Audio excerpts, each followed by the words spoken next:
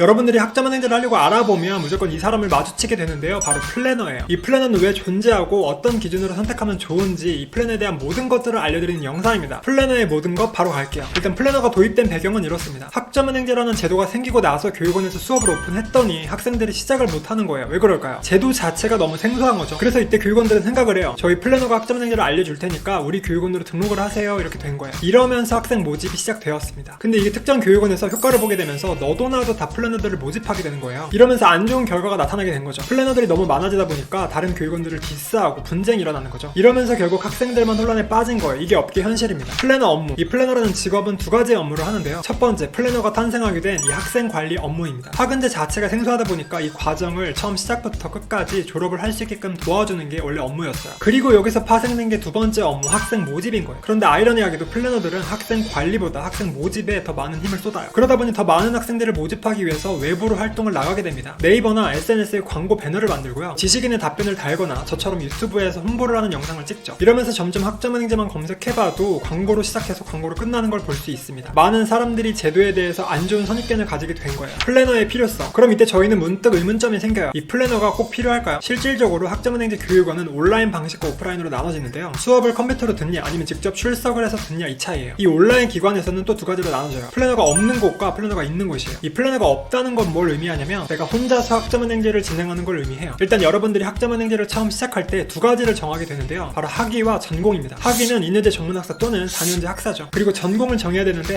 학점은행제에는 수십 가지의 전공들이 존재해요. 그리고 이 전공마다 학위를 취득하는 조건들도 조금씩 달라요. 그래서 내가 필요한 학점들을 언제까지 어떻게 취득할지를 정해야 돼요. 그러면서 학점 취득 방식인 세 가지를 체크하게 되죠. 수업, 자격증, 독학사. 수업은 이렇게 표준교육과정에서 조회가 가능한데요. 클릭해보면 해당 전공에 대해서 과목들이 조회가 됩니다. 근데 이 학은제 수업이 전부 다 개설된 건 아니거든요. 내가 필요한 강의가 개설되어 있는지부터 찾아야 돼요. 여기에 또 자격증은 몇 개를 취득하고 독학사는 몇 개를 배치하고 이런 것들을 다 정해야 됩니다. 그리고 가장 중요한 졸업 조건이 있는데 이 조건들이 하나라도 틀어지면 여러분들이 진행을 완료해도 졸업장이 안 나와요. 여러분들이 방금 제가 말씀드렸던 학점은행제 정보를 이해할 수 있고 학점은행제 사이트의 용어들을 해석할 수 있으면요 혼자 하셔도 돼요. 플래너가 필요 없습니다. 다만 여러분들이 이걸 이해하기 위해서 정보를 찾고 하는 시간들도 결국에 비용이라고 생각을 해야 돼요. 여러분들이 실제로 해야 되는 건 정보를 찾아보고 정보가 맞는지 아닌지 검증하고 이런 게 아니라 실제로 여러분들이 학업적인 공부를 해야죠. 그래서 이때 세 가지 유형에 해당된다면 플래너와 같이 하는 걸 추천드려요. 첫 번째, 대학교 편입을 준비하시는 분들. 두 번째, 직장인, 군인, 나이가 좀 있으신 분들. 세 번째, 노베이스이고 공부 습관이 안 잡혀 있어서 학점은행제가 뭔지 모르는 분들. 이러한 분들은 제대로 된 플래너와 진행을 한다면 훨씬 시너지가 날 겁니다. 제대로 된 플래너. 이제 여러분들이 플래너를 정해야 되는데 먼저 걸러야 되는 플래너가 누굴까요? 제가 생각했을 때 첫 번째 걸러야 되는 사람은 학생 상황을 고려하지 않는 사람이에요. 쉽게 생각해서 여러분들이 미용실에 갔다고 쳐봅시다. 똑같은 개념이에요. 미용실 안에 여러 명의 디자이너들이 존재하고요. 각 디자이너마다 추구하는 방향이 달라요. 그럼 어떻게 해야지 손님이 만족도가 높을까요? 이 손님이 어떤 상황이고 어떤 걸 추구하는지를 알아야 돼요. 저도 경력이 8년 차인데 아직도 상담을 해보면 처음 보는 케이스들이 되게 많아요. 학생들과 대화해보면서 어떤 상황이고 어떤 목표를 가지고 있는지 그런 필요한 부분들을 캐치하면서 보완해 나가면서 플랜을 제시하는 거죠. 두 번째 걸러야 되는 사람은 이론적으로는 가능하지만 현실적으로는 불가능한 플랜을 제시하는 사람이에요. 보통 계획서를 학점은행제 조건에만 맞춘다면 이렇게 이론적으로 계획서를 세우는 건 어렵지가 않습니다. 근데 그걸 학생들이 실제로 할 수 있냐? 이게 관건이에요. 이거는 사실 이 플래너의 자질이라고 봐요. 플래너라는 직업은 진입 장벽 자체가 없습니다. 학점은행제 경험이 없어도 되고요. 대학교를 나오지 않아도 고졸이어도 플래너로 취업이 가능해요. 이러다 보니 경험 없는 플래너가 상담을 맡았을 때 이 공부가 얼마나 어렵고 어떻게 계획을 세우는지 감 자체가 안 오는 거예요. 그러면서 이론적으로 가능한 플랜만을 제시하는 거죠. 이거는 플랜의 의미가 없다고 생각합니다. 그리고 마지막으로 걸러야 되는 세 번째는요. 학위 취득 조건 자체가 안 맞는 플랜들이 간혹 있어요. 이 플랜은요. 크고 작은 많은 문제들이 발생하는데요. 저희는 이번 학위 취득에서 100%의 학위 취득률을 달성했어요. 이게 원래 당연한 거지만 막상 여러분들이 인터넷이나 카페에서 확인해보면 학위 취득에 탈락해서 플래너와 마찰이 생기는 학생들을 많이 볼 수 있어요. 그러면서 이렇게 플래너한테 사기당했다 이런 글들이 올라오는 거예요. 수많은 경우가 있겠지만 보통의 경우에는 학생들이 처음에 생각했던 거와 다르게 진행이 되거나 계획서 자체에 문제가 발생하면서 구매자의 후회가 나타나는 거예요. 이러면서 사기를 당했다고 생각하는 거죠. 그래서 여러분들이 처음에 잘 알아보고 제대로 된 플래너와 진행을 하는 게 정말 중요합니다. 이 제대로 된 플래너는 너무 다양하지만 하나만 꼽아본다면 경력이 오래되고 실제 후기가 많은 사람을 고르면 그나마 실패율이 좀 낮아져요. 이 경력이라는 건 그 사람이 지금까지 해왔던 작업물들이 인터넷에 올라와 있거든요. 그리고 후기는 사실 작업물을 확인하면서 다 보입니다. 여기에 추가적으로 합리적인 비용으로 진행이 된다면 괜찮은 거죠. 그래도 여러분들이 궁금하고 의심이 된다라고 하시면 저한테 제보를 해주세요. 제가 감히 괜찮은 플래너인지 검증을 해보겠습니다. 그럼 여기서 질문이 생기죠. 제대로 된 플래너가 속한 교육원은 어디일까요? 반대로 질문을 해볼게요. 같은 교육원이라고 해서 같은 서비스를 제공할까요? 그렇지가 않습니다. 교육원은 사실 강의를 제공하는 곳이에요. 이 교육원 안에는 정말 많은 플래너들이 존재하는데요. 플래너마다 차이가 나는 거예요. 사실 플래너마다 가지고 있는 지식과 경험은 다릅니다. 결국 여러분들이 같은 교육원에 다른 플래너랑 진행을 하게 되면 다른 것들을 제공받을 수 있다는 걸 알아야 돼요. 그래서 다시 강조드리는 것이 플래너의 경험이거든요. 저처럼 평생교육사가 아니더라도 이론적으로 플랜을 만드는 건 어렵지가 않아요. 이 플랜이라는 건 같은 목표를 가졌더라도 학생 상황마다 다릅니다. 그래서 진행을 해보면서 최적화된 플랜으로 맞춰가는 게 정말 중요하다는 거죠. 이 맞춤 과정을 진행할 때 전문성이 요구되는 거고요. 그래서 여러분들이 이런 것들을 따져보고 진행해야 같은 비용을 내고도 더 많은 것들을 얻어갈 수 있다는 걸 뜻하기도 해요. 이제 마지막에 여러분들이 플래너와 진행하기로 했다면 세 가지 매뉴얼들을 해보세요. 첫 번째, 다양한 사람과 상담하기. 두 번째, 현재 상황을 솔직하게 얘기하기. 세 번째, 나의 목표를 구체적으로 제시하기. 이 플래너는 정말 많아요. 여러분들이 다양한 경로를 통해서 상담을 받을 수 있는데요. 한 명이랑 상담해보고 바로 진행하지 마시고요. 최소한 3명이랑은 대화를 해보세요. 남들이 아무리 좋다고 하는 플래너라도 답장이 느리거나 나랑 성향이 안 맞거나 대화가 안 통하면 나에겐 좋은 플래너가 아닌 거예요. 그래서 여러분들이 상담을 해봐야지 이걸 알 수 있는 거고요. 저도 모든 학생들을 상담해주려고 하지만 가끔 가다가 상담이 좀 막히는 학생들도 있어요. 사람 대 사람이다 보니까 궁합이 좀 잘 안 맞는 거죠. 그리고 여러분들이 상담을 진행할 때는 현재 나의 상황, 예를 들어 공부 베이스, 공부 습관, 가용 시간 뭐 이런 것들을 이야기를 하면서 솔직하게 이야기를 해야 됩니다. 그리고 마지막으로 최종 목표는 구체적으로 이야기를 할수록 좋아요. 꽤 많은 학생들이 학점은행제를 진행할 때 무슨 학과로 할지, 무슨 전공을 할지 정하지도 않고 일단 상담부터 하시는 분들이 많아요. 이렇게 되면 상담을 오랜 시간 하더라도 결과물 자체가 안 나와요. 그러니까 대략적인 목표를 정하고 상담을 시작하는 걸 추천드릴게요. 여기에 덧붙이자면 본인이 추구하는 걸 어필하는 게 되게 중요해요. 기간을 줄여서 빠르게 하고 싶다, 또는 어떤 부분을 중점적으로 도와주면 좋겠다, 이런 것들이 있죠. 이렇게 되면서 상담을 진행하게 되고 플랜이 세워지면서 여러분들이 감이 올 거예요. 그래서 다양한 사람들 중에서 한 사람을 선택해서 빠르게 시작하시고요. 여러분들이 공부를 하는 것 자체가 중요하다는 걸 말씀드리고 싶어요. 여기까지가 플랜에 대한 모든 것들이었고요. 여러분들이 해당 영상을 보시고 처음부터 끝까지 잘 졸업해서 원하는 바를 이뤘으면 좋겠습니다.